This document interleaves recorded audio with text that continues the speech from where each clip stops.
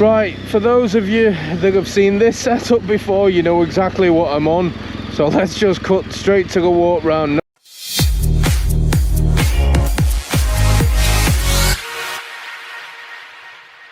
State, when I stand here, how big's that? Mental.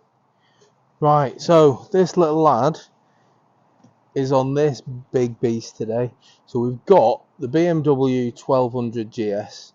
So it's not the current spec, it is the previous generation one. And it's an absolute monster. It's massive. Now, first of all, I'm going to jump on it and just show you, because whilst these bikes are really big, a lot of people around my height always come and stand alongside these bikes and just instantly dismiss them because they look so massive and intimidating. But when you throw your leg over, you can see I'm kind of on tiptoes stroke balls in my feet, and I don't feel unsteady on this bike at all. I feel really stable on it. I don't feel like it's really heavy, because you see, just like that, I don't feel overwhelmed with how heavy it is.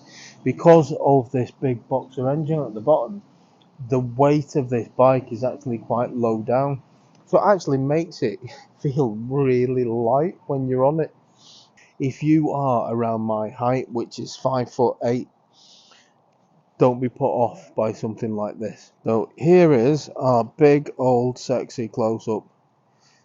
Just look at the size. Now, this bike has got, I think it's just short of 33,000 miles on.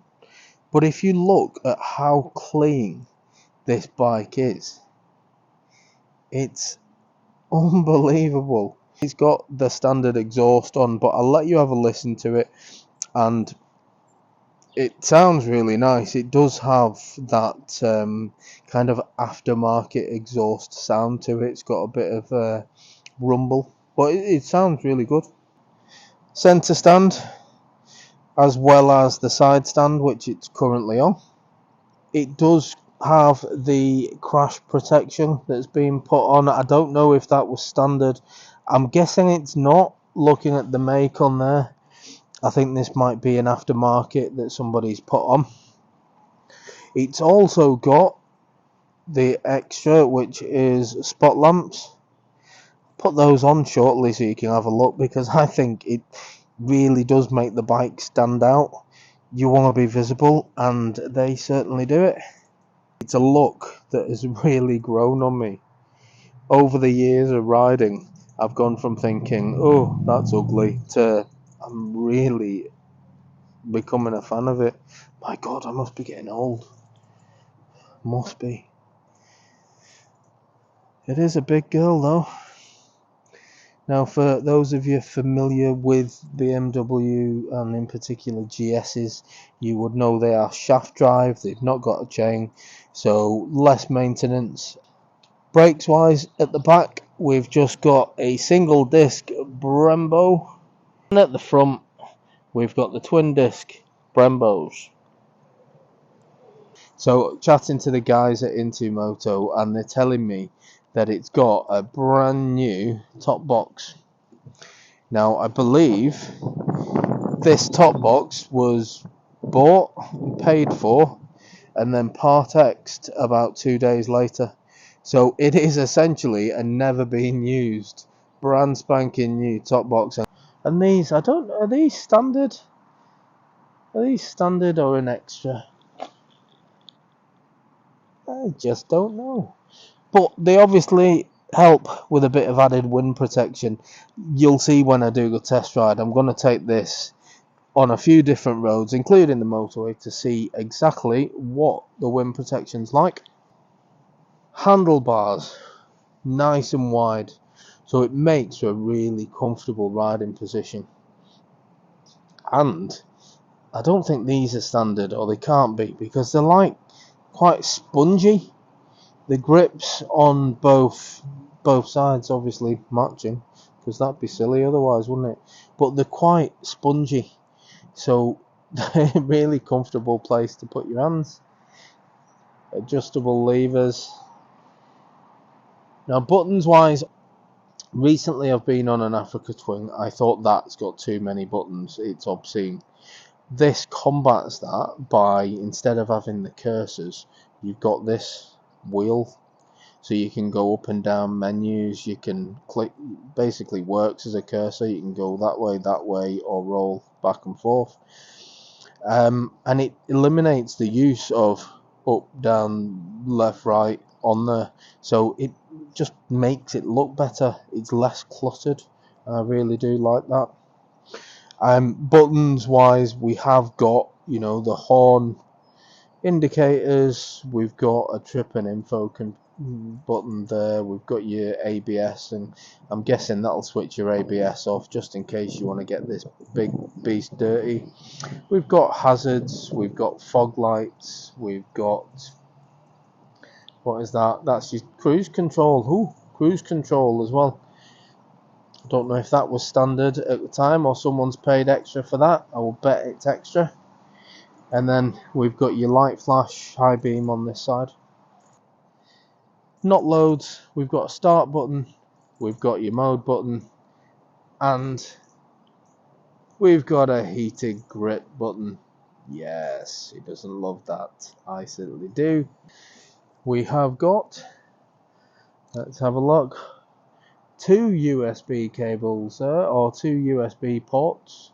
So if you are one of those that like to charge their phone or use the phone, attach it there like I tend to do with a lot of mine using the quad lock, I would appreciate that, to be fair, because you've got one there for your phone. You could even charge something else, or if you don't go for the BMW sat-nav, which I know is ridiculously expensive, if you went for another sat-nav option, you've got another USB charging port there.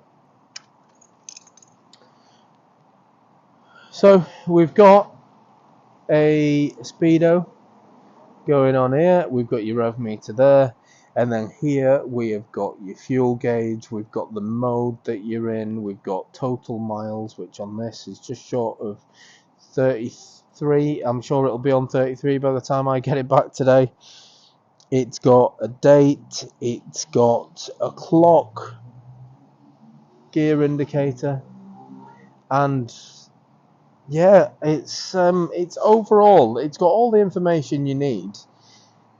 And TFT screens are great and everything, they look very flash when they start up, but this has the same information on, and it does just the same job.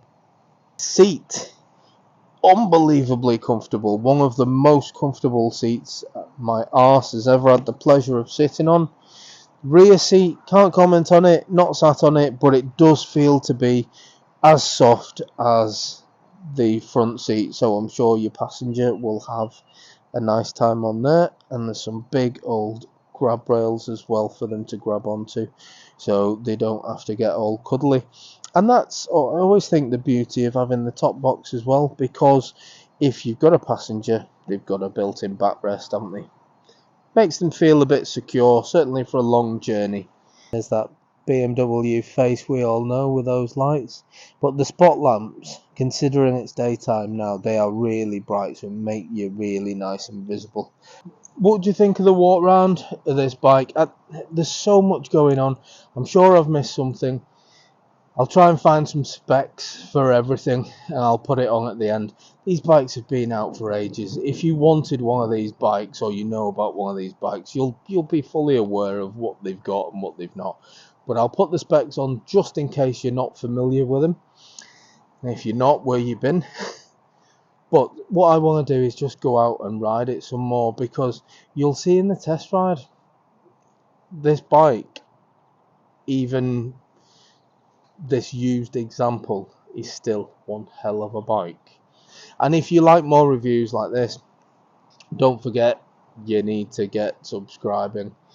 Just help me out, the more the merrier. Who doesn't love a subscriber? I love you all. Cheesy, yes, but I'm prepared to do it for your thumbs up and your subscription. Yeah, enough of that crap. Anyway, I would appreciate if you could subscribe, or at least consider subscribing. Watch and see what you think first of all. I'd love a comment as well. What do you think of these bikes? These have been the best selling, or certainly one of the best selling bikes for a long time.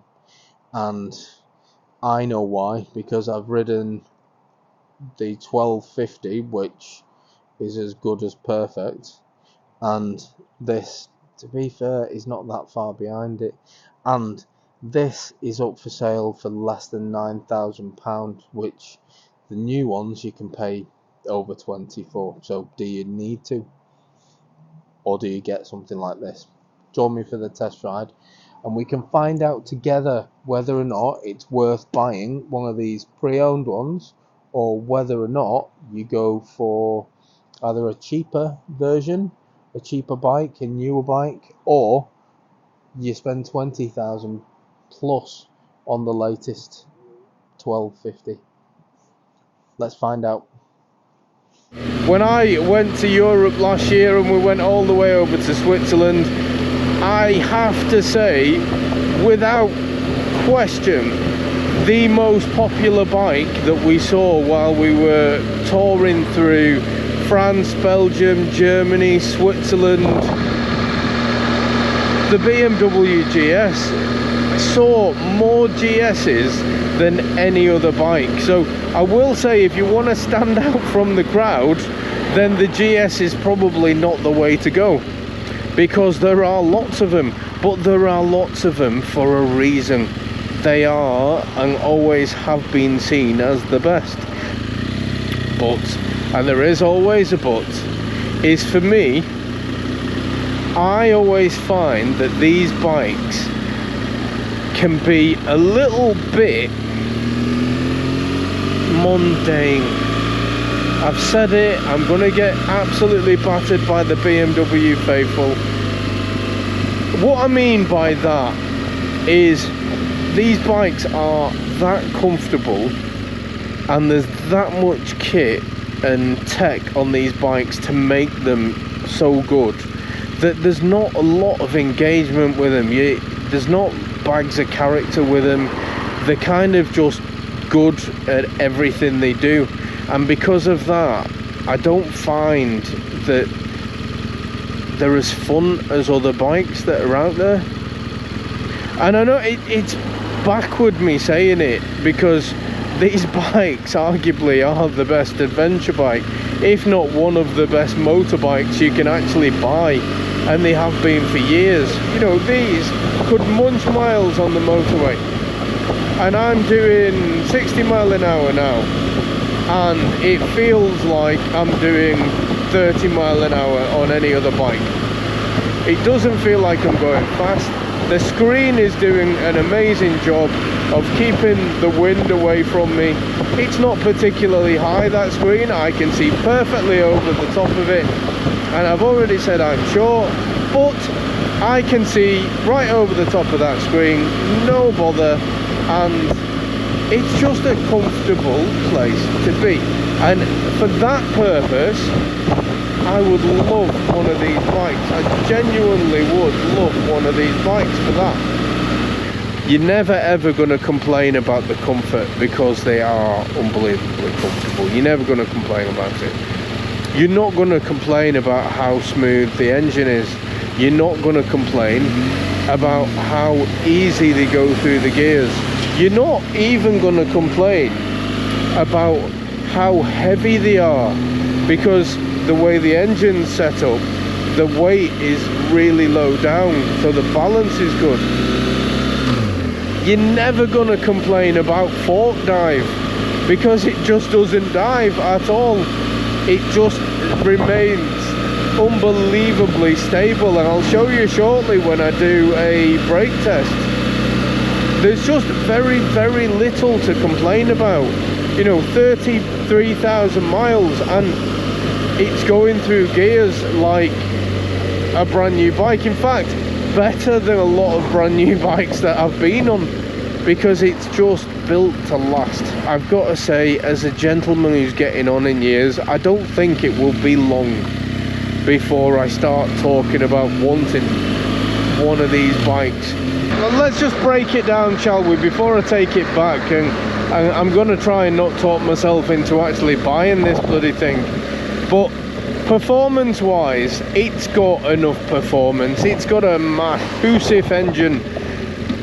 It's got loads of performance. It will go as fast as you'll ever need to go. Certainly motorway, autobahn, whatever you need. This bike has got oodles of power. You're fine. Comfort wise, I've already droned on about how comfortable this bike is. It's just a bloody all-round quality bike, and I think the more time I spend on a GS, it really does make me want one. For me personally, I don't think I could justify buying a brand spanking new 1250 and spending £20,000 or as near as damn it, when you can buy something like this for less than half that. I'm going to end it there because there's nothing else to say about this bike. Guys, thanks for watching. Girls, thanks for watching. I will catch you on the next one, and if you wouldn't mind hitting that subscribe button, tell your friends, tell your family, because I really do need more. I want to do more of these videos, and the only way I can do it is with your help by supporting me and the channel. So for those of you that have hit the subscribe button or are going to hit the subscribe button now, thank you so much, and I'll catch you on the next one. Bye for now. Laters.